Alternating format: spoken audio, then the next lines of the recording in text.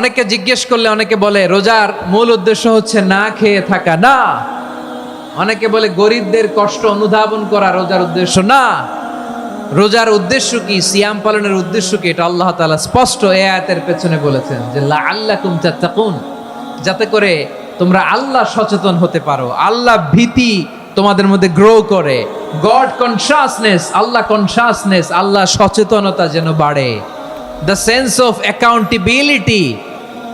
আল্লাহর সুপ্রিম কোর্টের কাঠগড়া এই দুনিয়াতে আমি যাই করলাম তার সবকিছু যে পাই টু পাই হিসাব দিতে হবে, এই sense, to enhance the sense that whatever we do Allah is watching me।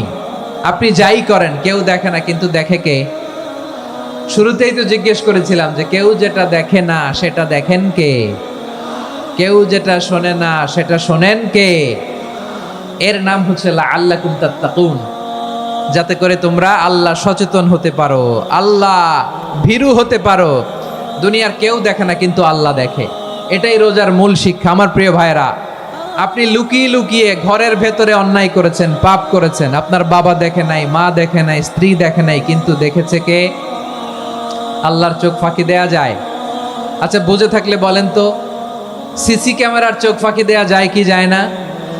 পুলিশের চোখ, র্যাবের চোখ, বিমানবন্দরে কাস্টমস অফিসারের চোখ, কিন্তু আমার আল্লাহর চোখ?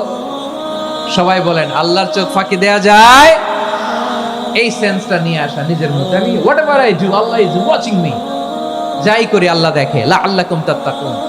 রমাদানের রোজা, ইফতারি, সিয়াম, ইবাদত সব কিছুর মধ্য দিয়ে আপনাকে খেয়াল করতে হবে যে লাআল্লাকুম তাত্তাকুন এই স্ট্যান্ডার্ড এটা অ্যাচিভ হচ্ছে কিনা আমাদের, যাতে করে তোমরা মুত্তাকি হতে পারো, আল্লাহ ভীরু হতে পারো। তাকওয়া, এটা হচ্ছে দ্য এসেন্স অফ ইসলাম।